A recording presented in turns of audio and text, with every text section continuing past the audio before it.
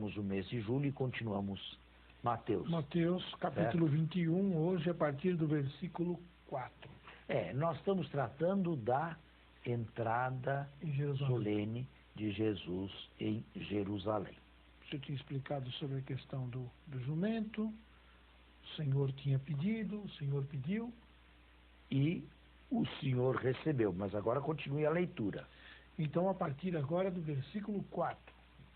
Isso aconteceu para se cumprir o que foi dito pelo profeta. É interessante, pela primeira vez Mateus, saindo do seu costume, traz a citação antes de relatar o fato. Normalmente ele relata o fato e depois do fato terminado ele diz, isto aconteceu para. Mas o fato a ser relatado está no versículo 6. E antes do versículo 6, isto é, antes do fato, aqui, de maneira surpreendente, ele coloca o texto profético, que ele vê cumprido. Dizei à filha de Sião, eis que o teu rei vem a ti, manso e montado em um jumento, e um jumentinho, filho de uma jumenta. Bem, esta citação como tal não se encontra na Bíblia, como está aqui. A primeira parte, dizei à filha de Sião, é uma reminiscência de Isaías. A segunda parte, eis que o teu rei vem a ti, é Zacarias 9:9, que é um texto, que é um profeta muito usado na paixão. Agora, a história da exegese desse texto é complicada. Não sei se você percebeu, não sei se os telespectadores perceberam. Quê? Imagino que sim, porque já vem uma pequena parte de um texto de Isaías e uma outra parte de Zacarias. Não. É que são levados a Jesus dois animais, um jumento e uma jumentinha. Além disso. E Jesus monta nos dois? Essa era ou uma monta pergunta. Em qual dos dois Jesus monta? Essa era uma pergunta que eu deixei por fazer. Pois é. Aí se começou a alegorização. Mas aqui uma alegorização que um pouco fora, a meu ver. A jumentinha vai à frente vai a sinagoga. A jumentinha é a alegorização, o simbolismo, simboliza a sinagoga. O jumentinho simboliza os pagãos. Jesus entra com a jumentinha na frente e o jumento atrás, mas no jumento. Isto é, os primeiros a serem recebidos serão os pagãos. A sinagoga ficará por fim, mas ela também entrará na igreja. Vejam, os padres começaram aqui a alegorizar a jumentinha e o jumento a não terminar mais. Mas o mais importante não é isso. Talvez a jumentinha e o jumento estejam presentes no texto por causa da citação, porque estão presentes em Zacarias. Pode ler. Os discípulos foram e fizeram... Agora vem a narração do fato, depois da profecia. Como Jesus lhes ordenara. Trouxeram a jumenta e o jumentinho, e puseram sobre eles as suas vestes. E puseram suas vestes sobre eles. Isto se fazia na antiguidade com grandes personagens que estavam para chegar. Reis, pessoas ilustres, para os quais a cidade se engalanava e os esperava meses antes da chegada. Um imperador não se viajava com a frequência, claro, com que se viaja hoje, por causa das distâncias e da falta dos meios de comunicação de então, não é? Pode continuar a ler. E ele sentou-se em cima. Não diz o texto em cima de onde, se da jumenta ou do jumentinho, mas isto pouco interessa para o evangelista. Interessou muito mais aos padres e aos primeiros comentaristas de Mateus. A numerosa multidão estendeu suas vestes pelo caminho. Estendeu suas vestes pelo caminho era o que se costumava fazer, eu acabei de dizer há pouco, quando se recebia um visitante ilustre. Agora, o texto não é muito claro. Colocaram as vestes na rua, colocaram as vestes na calçada, aonde? Exatamente colocaram. E que vestes colocaram? O evangelista também não diz. É claro que não se pode dizer que tiraram a própria roupa e a puseram pelo caminho, porque ficariam todos nus. Que vestes puseram, que roupas puseram, ou talvez tapetes. Nós temos um pouco isso nas nossas procissões aí de Corpus Christi, em cidades do interior aqui do estado de São Paulo, ou menos, né? Enquanto outros cortavam ramos das árvores e os espalhavam pelo caminho. Está aí o que o senhor disse, né? E aqui está um dos poucos textos da Bíblia que se presta a uma encenação maravilhosa. É o nosso Domingo de Ramos. Sim. O texto não é simplesmente lido, como a maioria. Ele é apropriado. E o povo católico, ainda hoje, se apropriando do texto, revive, reatualiza, comemora a entrada solene de Jesus em Jerusalém. São as nossas famosas procissões de Ramos, no Domingo de Ramos, né? Celebrando entre a Quaresma e o resto da Semana Santa o triunfo antecipado de Jesus, quase que uma Páscoa antecipada. Na antiguidade,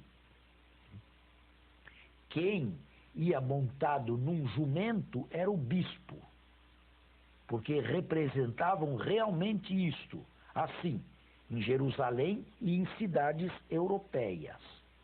A seguir, sacerdotes também eram colocados sobre os jumentos, ou o jumentinho. Mais tarde, conceberam carros alegóricos e um jumentinho feito, artificial, com a imagem do Cristo sentada em cima. Tudo isto ocorreu na história da tradição do texto e na história da igreja, e repito, é um dos poucos textos que pode ser apropriado e vivido, vivenciado por cada católico.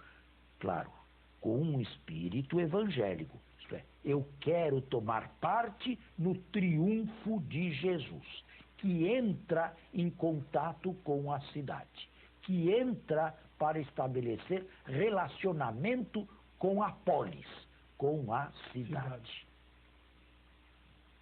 Os protestantes leem este texto aqui no Advento. Não é mesmo? Porque, mas qual a relação? Porque para eles é importante a entrada de Jesus em Jerusalém quando se espera a vinda de Jesus. Mas aí fica um pouco estranho, né? Não é um pouco estranho. Bom, não é a liturgia católica, Sim. Mas se serve. No Advento, o teu rei não vem a ti. Então, como quando se espera o rei, nós lemos o Evangelho do Fim do Mundo. Eles leem este texto aqui. Não é? Parece um pouco estranho. É um texto do Advento deles aí. As multidões que... Agora, eu acho muito bonito isso aqui tudo. Uhum. A única coisa que eu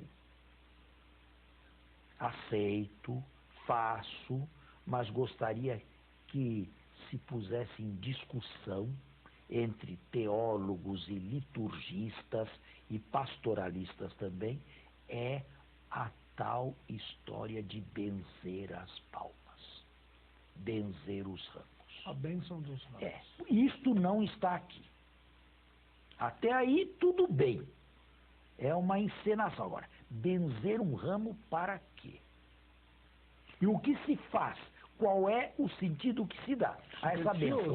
É superstição. uma bênção apotropaica, isto é, ela serve para afastar maus espíritos, ela serve para afastar desastres, ela serve para afastar Raios. mau augúrio, ela serve para quê? Para que serve uma palma benta dentro de uma casa? Aí começa realmente um uso, na melhor das hipóteses, ambíguo, porque a palma benta não foi feita para nada disso. E não serve normalmente a essas coisas. Infelizmente, há católicos que atribuem à palma benta um significado e um poder que nem a Eucaristia não atribui, sabe? É muita coisa.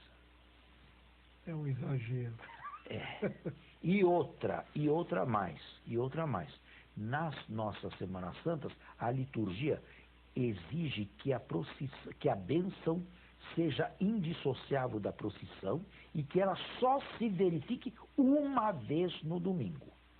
As paróquias fazem 5 vezes. Quer dizer, fica uma coisa meio ridícula, meio grotesca. Jesus entrou na cidade 5 vezes ao mesmo dia, no mesmo dia. Missa das 8, missa das 9, das Pois 10, é, das 17, Jesus entra às 19. 7, entra às 8, entra às 9, entra às 10. Quer dizer, perde completamente Mas, ó, a cerimônia, padre, perde completamente o chão com a realidade Mas histórica. há padres que só fazem uma procissão e há uma só bênção dos ramos, uma só entrada. Eu estou para Depois- conhecer esses padres. sim, Eu estou para apresento. conhecer e parabenizar. Isso. Porque os que eu conheço fazem todas e já começam na véspera. Isso, exatamente. Não, depois eu te apresento um. Mas Me há- apresente um, Sim. porque ela deve ser feita uma única vez. Uma única vez, Não é? exatamente. Exatamente por causa da verdade. Exatamente. Porque a liturgia tem que ter um pouco de verdade, senão vira uma palhaçada. Senão vira uma... Estávamos falando sobre... As bênçãos As- dos ramos. É, Né? e eu acho que aí há um exagero, sim. Sim. E eu acho que deveríamos baixar o nível, baixar o tom. Mas, padre, tem algumas coisas que é muito complicada, porque viver isso na paróquia, as pessoas aparecem, querem que benção, chegaram atrasadas, perderam a bênção. É Não uma tem mais- complicação Aí não para a tem vida. mais sentido não nenhum. tem sentido, Aí não mas tem é sentido nenhum. difícil. Aí né? você... Eu não aí estou você- defendendo isso. Não, mas aí Não estou defendendo. temos que, a meu ver, nós temos que evangelizar e evangelizar com seriedade. Seriedade, Não e não. certamente. Não e não. Isso. Não é para isso. O ramo não é bento para... Não existe ramo bento. As coisas são feitas assim, pelo Não menos existe. onde eu conheço é assim. É feito exatamente desse jeito. No entanto, cria-se um tremendo Pois é, dissabor. A pessoa fica muito aborrecida. aí o que nós preferimos? A quantidade ou a qualidade? É. A qualidade, certamente. Pois é. Mas Quer dizer, agora, eu vou colocar em jogo a seriedade, a qualidade, para ir de encontro a... Mas, Não, deixa eu esclarecer aqui. Nós não fazemos assim, né? Pelo menos, quer dizer, eu não concordo com isso, também não faço isso, nem a paróquia que eu sirvo faz dessa maneira. Mas eu entendo, por exemplo, os padres que acabam por fazer isso, porque realmente a pressão é muito grande. Pois é, A mas ao pressão é longo grande. do ano, não espere chegar o domingo de Ramos, ao longo do ano já comecem as catequeses. O que é a Semana Santa, o que se faz na Semana Santa, o que não se faz na Semana Santa. Sempre aparece um que não Eu já vi participou de nada. tudo. Escute, eu já vi padre puxando o terço nessa procissão de Ramos. bom, Tem bom. cabimento? É o momento de se rezar o terço na procissão de Ramos. De repente não tem mais nada pra fazer. Não entendeu nada. É uma confusão isso daí. Não entendeu, não é uma mais, aí confusão. não é mais confusão, aí é palhaçada. Aí não tem nada a ver. Não tem sentido nenhum. Tem que cantar aqueles cantos apropriados a Cristo Rei, que Exatamente. entra, mas não rezar o terço. Porque, mistério. como o senhor tinha dito, essa celebração, ela é muito bonita, significativa. Mas assim, não do jeito como é Não. feito aqui. Agora, atenção, isto também é feito aqui no Brasil, viu? Fora do Brasil as coisas são mais sérias, né? São mais sérias. Na Europa eu conheço lá um pouco, não é assim como é aqui, não. De maneira nenhuma. Mas eu acho que aqui, padre, vai variar um pouco de padre para padre, até por questões Na Catedral de São Paulo, não acredito. Né? Não acredito que na Catedral se faça isso de hora em hora. Não, mas... Tem uma missa e acabou-se. Bem, continuemos. Alma benta não é para fora da procissão e não vale por ela mesma. Não defende de nada. Né? Não. É duro dizer, mas é isso. Versículo 9, então, para darmos sequência. As multidões que o precediam e os que o seguiam gritavam: Hosana ao filho de Davi. Hosana é uma palavra hebraica que no aramaico não era mais conhecida. Hosana ao filho de Davi, essa interjeição seguida de um dativo, de um complemento indireto no dativo, é inexplicável, é completamente fora de propósito. Hosana, em hebraico, significa ajuda. É um grito de ajuda. Portanto, não serve aqui. Acontece que na fala aramaica, Hosana não tinha mais significado. Era uma palavra intraduzível, uma palavra sem significado e passou a ser uma exclamação de ovação, de louvor, quase que uma espécie de aleluia. Hosana passou a ser pelo menos é o sentido que dá, né? Porque não era mais conhecido o seu sentido originário, ajuda em aramaico, a língua que se falava no tempo de Jesus. Bendito que venha em nome do Senhor, Hosana no mais alto dos céus. E entrando em Jerusalém, a cidade inteira agitou-se e dizia: quem é este? A cidade inteira agitou-se. Olha, primeiro se aproximou da cidade. Agora entra na cidade e a cidade se agita. Mateus é muito coerente. No capítulo 2, quando chegaram os magos e perguntaram pelo rei dos judeus, a cidade inteira com Herodes se agitou. Agora que entra o rei, a cidade de Jerusalém se agita. Isto aqui é um mau presságio. Agitou-se no início, agora se agita no fim. E lança uma pergunta: quem é esse? A resposta vem. A isso as multidões respondiam: este é o profeta Jesus, o de Nazaré, da Galileia. Aqui o evangelista faz uma separação nítida. Os habitantes de Jerusalém agitados de um lado, sobressaltados, e isto é negativo para o evangelista, e do outro lado, as multidões que estão seguindo Jesus e que não dão uma resposta exata. É o profeta de Nazaré. Não é o que Mateus disse no início do evangelho: filho de Davi, filho de Deus. Porém, não é tudo somado uma resposta negativa. É uma resposta, digamos, não satisfatória, que não preenche toda a realidade de Jesus, mas uma resposta aceitável. Juntamente com as multidões, ou do lado das multidões, estarão, na perícope logo a seguir, os coxos, os paralíticos, os doentes, que Jesus trata bem. Leia. Então Jesus entrou no templo e expulsou Entrou na cidade, aproximou-se da cidade, entrou na cidade e agora entra no lugar mais sagrado da cidade. Estão vendo como se fecha o cerco? Que é o templo de Jerusalém, pela primeira vez. Expulsou todos os vendedores e compradores que lá estavam. Virou as mesas dos cambistas e as cadeiras dos que vendiam pombas, e disse-lhes: está escrito, minha casa será chamada casa de oração. Vós, porém, fazeis dela um covil de ladrões. Bem, que Jesus tenha feito este gesto, hoje não se duvida. Agora, como é possível que Jesus sozinho pudesse fazer uma ação tão violenta dessa aqui? sozinho. Então, eu acho, pessoalmente, que a ação deve ter sido uma ação bem mais modesta. Não virar a mesa de todo mundo e sair com todo mundo, com um chicote em cima de todo mundo. A polícia do tempo não deixaria isto. Os romanos interviriam imediatamente. O episódio é histórico e foi decisivo no desfecho de Jesus, mas ele deve ter sido um episódio muito contido. Um episódio, digamos, factível por uma pessoa só. Podemos dizer que... Um episódio não com grande estardalhaço.